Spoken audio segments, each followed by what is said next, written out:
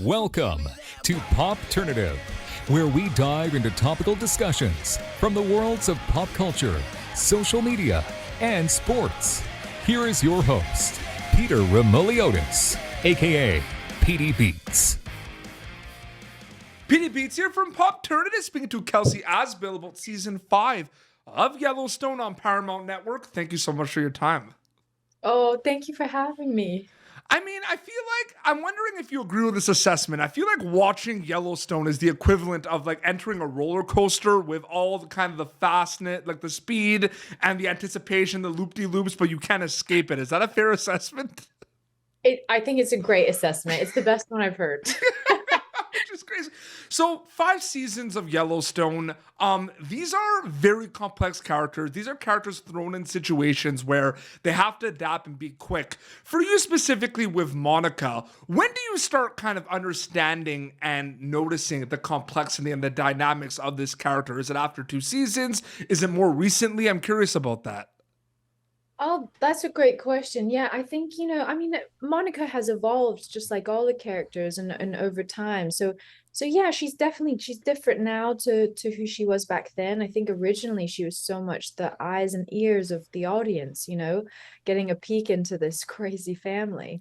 And much like our audience, I think she realizes that she's in it. She's in it to win it, she realizes that she does play a really important role in the family. It's like you knew what I was going to ask. There's an argument made that Monica Dutton is like one of the most important characters in the show Yellowstone. When does that become evident to you? Is it early on where you're reading the script about this character, or is it like a little bit more recently?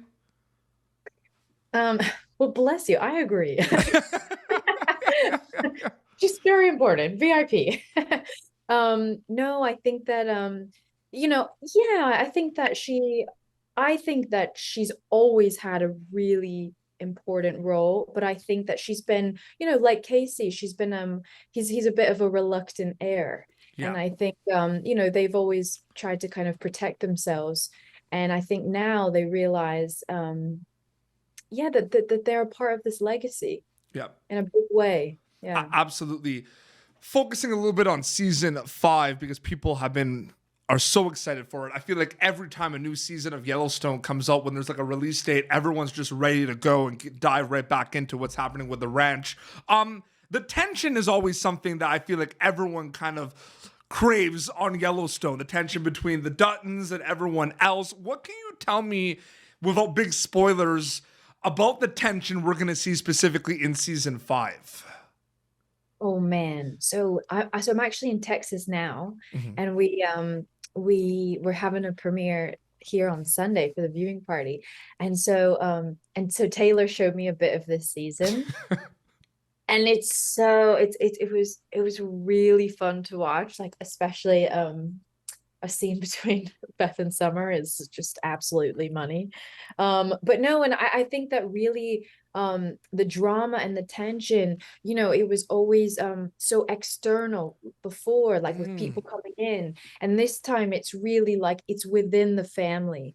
Yes. And we're really moving this story forward. Yeah. I always feel like when I do interviews with people, because like there's a lot of situations where I've seen, some episodes in advance, and you don't want to bring up spoilers because you want people to go in fresh. Like, you do a lot of interviews. Does it still feel like walking on eggshells sometimes doing interviews because you want to make sure you don't spoil? Always. I just want to talk to you and be like, oh my God, so this happened. And oh my God, can you believe this scene? And I really get in trouble. Actually, last week when we were doing some of the press, Luke looked at me and he was like, Kels, you can't say that. You just like totally spoiled the. It's excitement. Like, it's a good intent. It's excitement. I know, like, can we cut it out? Oh, absolutely. Oh, dude, when I first started Popternative, they were live broadcasts. That's the first thing always come to mind. I'm like, what if I say something that's just like. Yeah, then you're in trouble. Exactly. Absolutely.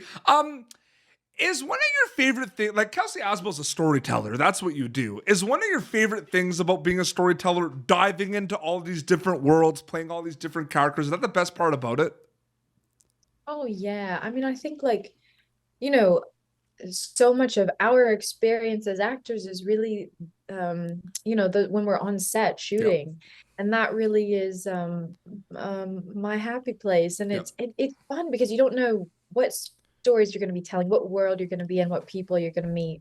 And I think for Yellowstone especially, to have this incredible audience is just like a cherry on top.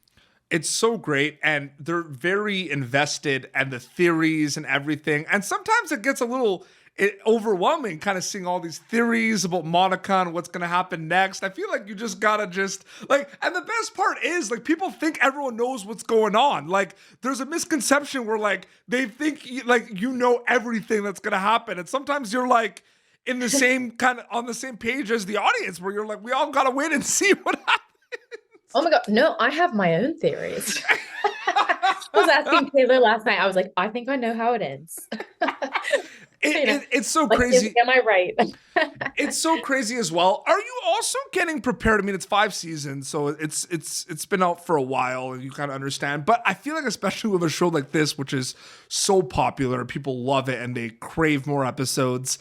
There is this like big kind of like beast of like these dates and releases and like anticipation until it finally comes out, right? There's like the release dates and then like the cast being added and then like the trailer and then everything. Like, it's like nonstop. Yeah, it's like, are you starting to get used to that as an actor though, that there's all these kind of waves and steps of something actually getting disseminated into the world?